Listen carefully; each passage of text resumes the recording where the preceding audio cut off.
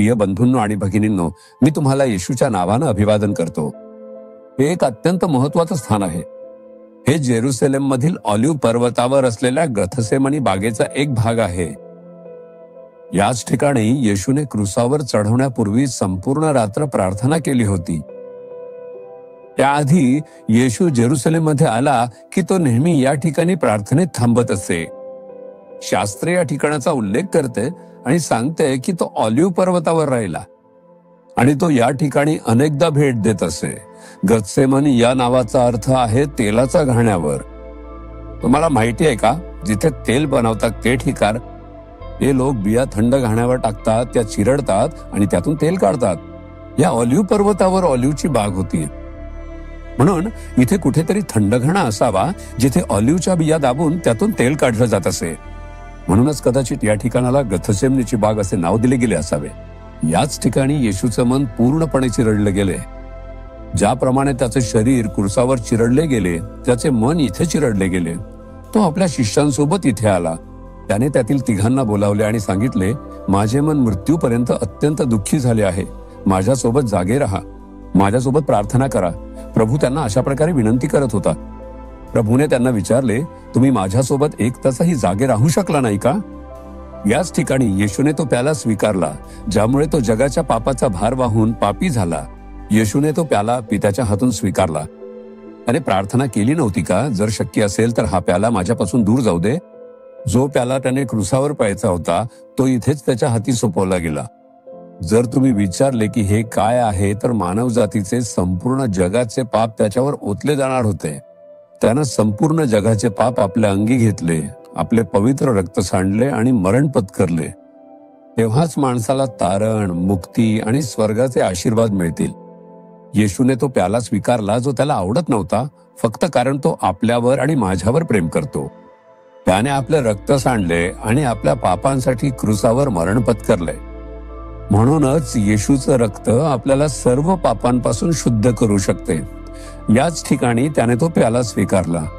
म्हणून आपण येथे प्रार्थना करायला आलो तरी आपल्या आत्म्यावर एक ओझं बसल्यासारखं वाटू शकतं. या बागेत एक सुंदर चर्चची इमारत आहे. तिला ऑल नेशन्स चर्च म्हणतात.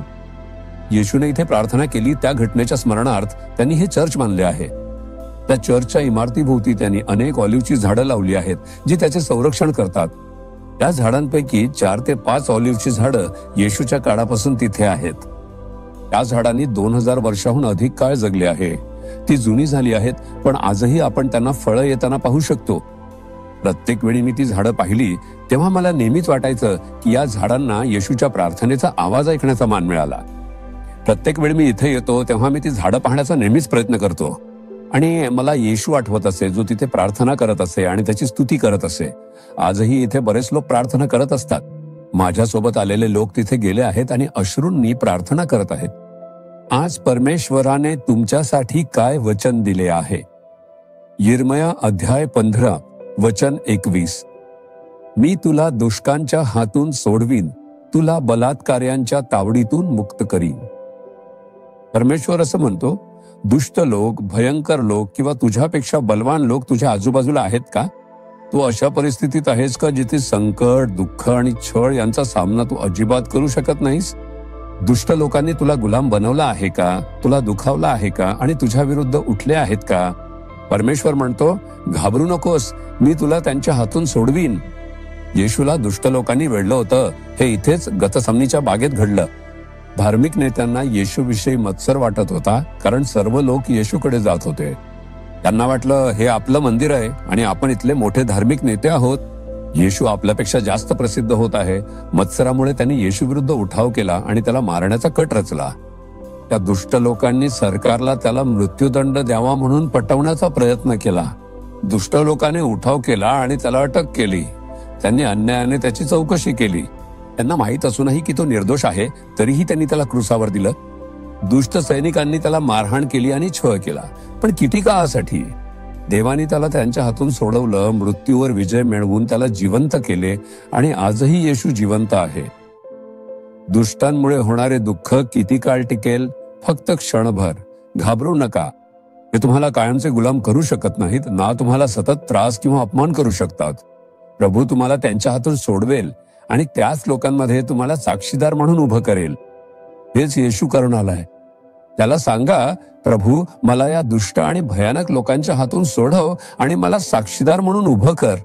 तुझ्या वचनानुसार माझ्यासाठी हे कर, आत्ताच सांग. येशू हा मुलगा किंवा ही मुलगी घाबरलेली आहे आणि त्रस्त आहे, कारण दुष्ट लोक त्यांना वेढून आहेत आणि भयानक लोक त्यांच्या विरोधात उठले आहेत. त्यांना त्या लोकांच्या हातून सोडव, त्यांना आशीर्वाद दे आणि त्यांना साक्षीदार म्हणून उभं कर. मी येशूच्या नावाने प्रार्थना करतो. आमेन, आमेन.